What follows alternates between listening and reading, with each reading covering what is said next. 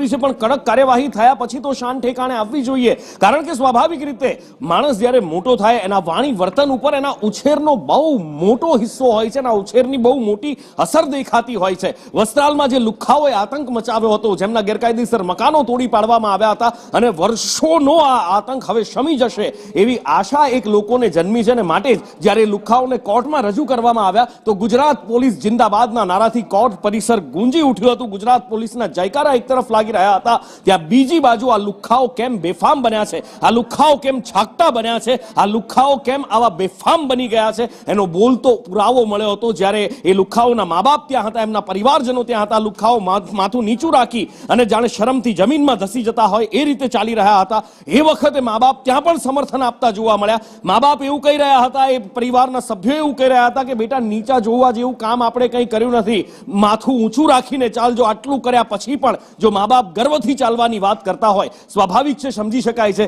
કે આ લુખ્ખાઓમાં હિંમત ક્યાંથી આવી, આ લુખ્ખાઓ આવા છાકટા ક્યાંથી બન્યા।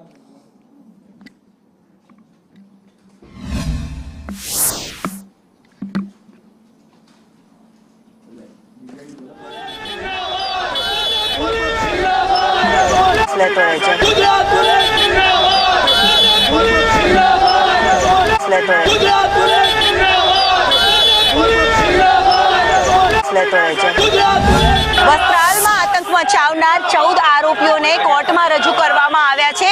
સીધા જ દ્રશ્ય અહીંયા જોવા મળી રહ્યા છે। જ્યારે આરોપીઓને કોર્ટમાં રજૂ કરવામાં આવે ત્યારે ગુજરાત પોલીસ જિંદાબાદના નારા લગાવવામાં આવ્યા, સાથે જ આરોપીઓને કડકમાં કડક સજા થાય તેવા સૂત્રોચ્ચાર છે તે કરવામાં આવ્યા છે। જાગૃત નાગરિકનો જમાવડો મેટ્રો કોર્ટમાં જોવા મળી રહ્યો છે। તમામ આરોપીઓને કોર્ટમાં રજૂ કરવામાં આવ્યા છે। મહત્વનું છે કે 4 દિવસના રિમાન્ડ પૂરા થતા આ આરોપીઓને કોર્ટમાં રજૂ કરવામાં આવ્યા છે। સીધા દ્રશ્ય મેટ્રો કોર્ટના કે જ્યાં આરોપીઓના રિમાન્ડની માંગ છે તે વધુ કરવામાં આવી શકે છે।